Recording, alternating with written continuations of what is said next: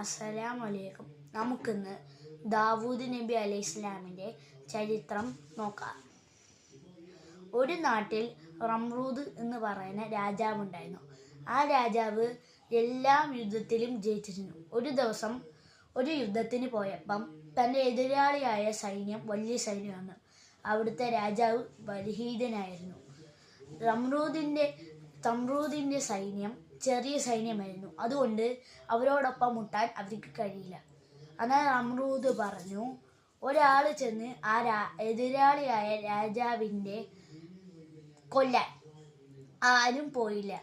റംറൂദ് പറഞ്ഞു ആ എതിരാളിയായ രാജാവിനെ കൊല്ലുന്ന ആള് എൻ്റെ മകളെ വിവാഹം കഴിച്ചു കൊടുക്കും എന്ന് പറഞ്ഞു. എന്നിട്ടും ആരും പോയില്ല. അപ്പം ദാവൂദ് നബി അലൈഹി ഇസ്ലാം കടന്നു വന്നു. എന്നിട്ട് പറഞ്ഞു, ഞാൻ അദ്ദേഹത്തെ കൊല്ലാം എന്ന് പറഞ്ഞു. ഇത് കണ്ട് റംറൂദ് അത്ഭുതപ്പെട്ടു. റംറൂദ് ചോദിച്ചു, താങ്കൾക്ക് ആശയം കുഴപ്പമുണ്ടോ എന്ന് ചോദിച്ചു. ദാവൂദ് നബി അലൈഹി ഇസ്ലാം പറഞ്ഞു, ഇല്ല. അപ്പം റംറൂദ് പറഞ്ഞു, ആയുധങ്ങളും വസ്ത്രങ്ങളും കൊടുത്തു. അതൊന്നും ദാവൂദ് നബിക്ക് വേണ്ട.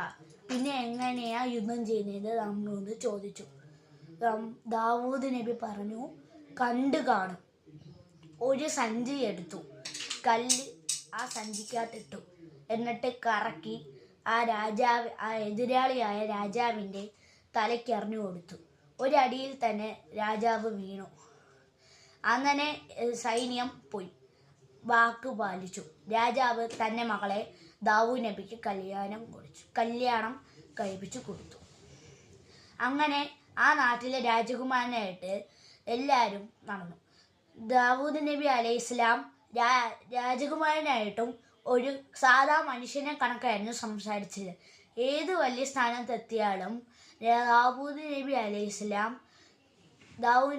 ഇസ്ലാം ഒരു മനുഷ്യനെ പോലെയായിരുന്നു സംസാരിക്കുന്നത്.